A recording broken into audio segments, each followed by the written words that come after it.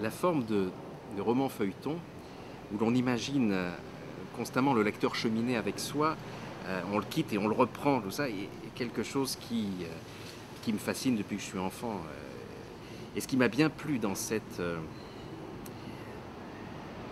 opération Smart Novel, c'est qu'à la fois j'écris le feuilleton, et puis que les gens peuvent lire sur le téléphone, et je l'enregistre, et ils pourront l'entendre aussi.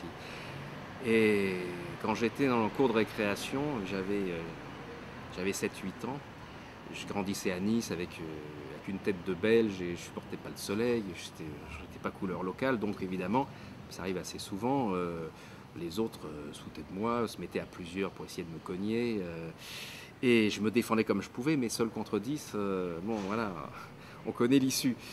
Et puis un jour, comme je m'isolais pour raconter mes histoires sur le papier dans la cour de récréation, un jour ils m'ont dit mais qu'est-ce que tu fais là? Et je me suis mis à raconter ce que j'écrivais, et du coup la violence s'est arrêtée.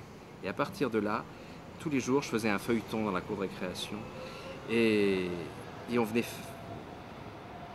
et les élèves venaient faire du cercle autour de moi.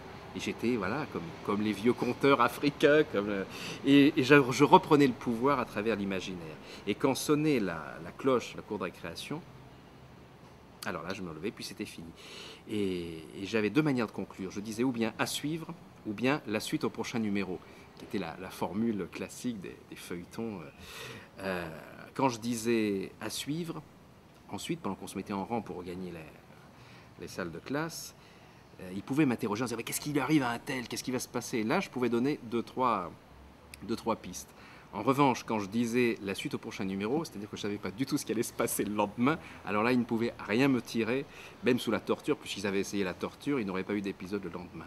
Donc voilà ce pouvoir que j'avais repris sur la réalité, sur la violence, grâce à l'imaginaire, le fait de renouer avec cela aujourd'hui, près de 40 ans après, c'est quelque chose qui me fait très plaisir et qui, j'espère, fera autant de plaisir à mes lecteurs et essaiera et peut-être contribuera à calmer un peu la violence, parce que je trouve qu'on n'a rien trouvé de mieux que le rêve, l'imaginaire et l'humour pour faire la paix.